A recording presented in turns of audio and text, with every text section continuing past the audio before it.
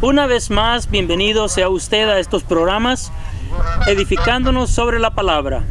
Bendiciones para su vida, su ministerio. En este momento vamos a tocar algo que es muy importante en el cuerpo de Cristo. Vamos a hablar allá en el capítulo 4, versículos del 1 al 6 hasta el 7, lo máximo, en donde la palabra de Dios nos dice que tenemos que estar unidos. Unidos en una misma fe, en una misma esperanza, en un solo cuerpo, un solo bautizo. Esto es muy importante de entenderlo y llevarlo a cabo, porque Dios quiere que su iglesia, el cuerpo de Cristo, esté bien concertado, esté bien unido, para poder así trabajar juntos y contrarrestar las maldades del reino de las tinieblas.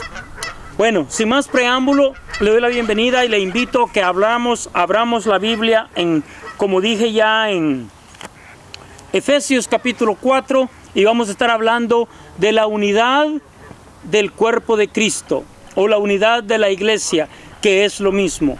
Dice la palabra de Dios, aquí el apóstol amado Pablo, escribiéndole a los Éfesos, una de las 4 cartas de la prisión desde Roma, él encarcelado, solamente por andar predicando la palabra de Dios, cumpliendo con la gran comisión, cumpliendo con su mandato de ser apóstol para los gentiles. Efesios 4, del 1 al 7, dice: Yo pues, preso en el Señor, os ruego que andéis como es digno de la vocación con que fuisteis llamados, con toda humildad y mansedumbre, soportándoos con paciencia los unos a los otros en amor, solícitos en guardar la unidad del Espíritu en el vínculo de la paz, un cuerpo y un espíritu, como fuisteis también llamados en una misma esperanza de vuestra vocación, un Señor, una fe, un bautismo, un Dios y Padre de todos, el cual es sobre todos y por todos y en todos. Pero a cada uno de vosotros fue dada la gracia conforme a la medida del don de Cristo. Quiero llegar hasta ahí porque es importante connotar esto. Muchas veces cuando nosotros hablamos de la unidad o de la, ¿cómo le quiero decir? Coinonía que tiene que tener la iglesia. No es tan solamente coinonía en tener convivio. No, es más allá de tener convivio. Es bueno tener convivio, pero es más allá. Es estar unidos en la fe, en la esperanza, en el llamamiento que el Señor nos ha dado. Nosotros no tenemos por qué sentirnos con envidias porque otro ministerio está mejor o está superando. Estamos trabajando para el mismo Dios, para el mismo reino, y es Él quien da el crecimiento como a Él le place. Mire, dice el apóstol Pablo: Yo pues, preso en el Señor, os ruego que andéis como es digno de la vocación con que fuisteis llamados.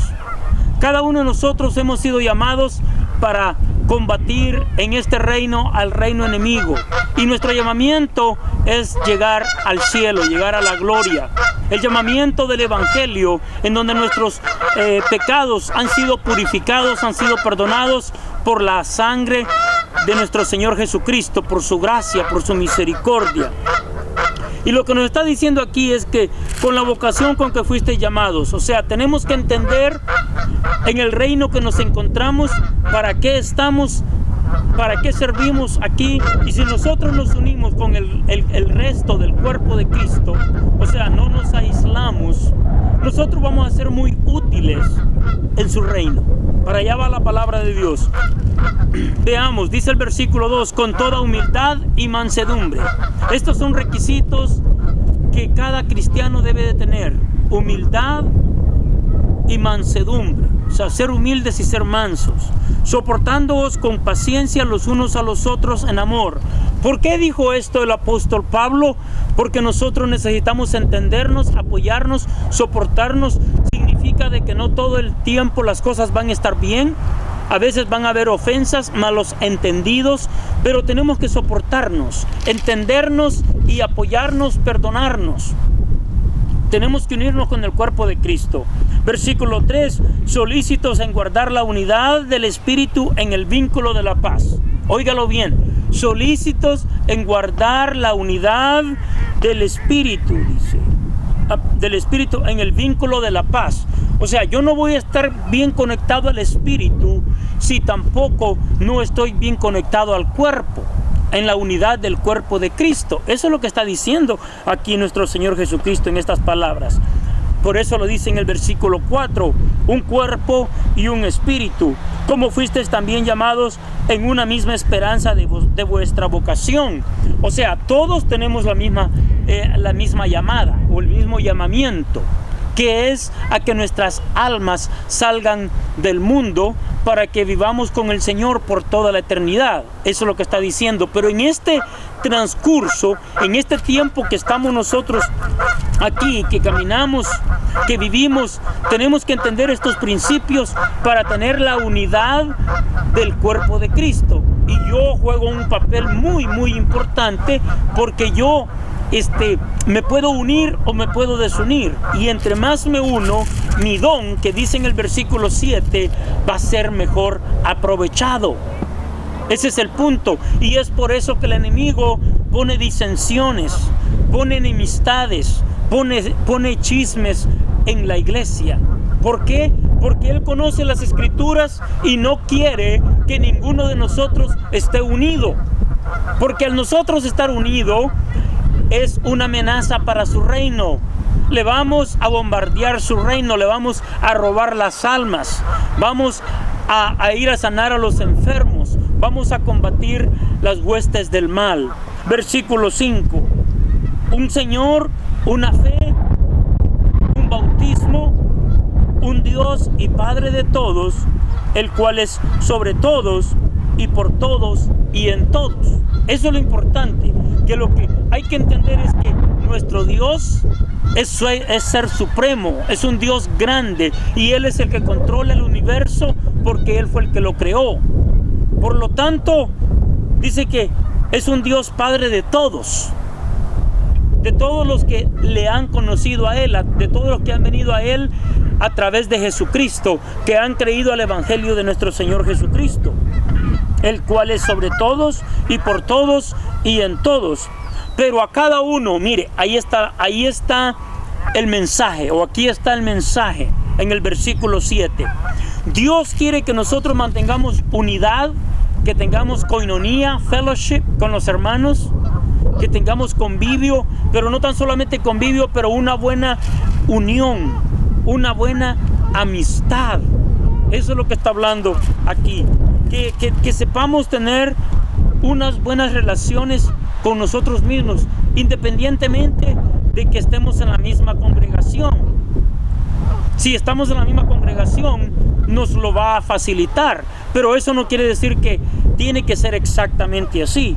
Pero aquí está el punto: si nosotros no entendemos todos estos puntos que está hablando de la unidad del Espíritu, y dice, y en cuanto respecta a vosotros, dice que mantengamos la paz, allá en Romanos, con todos.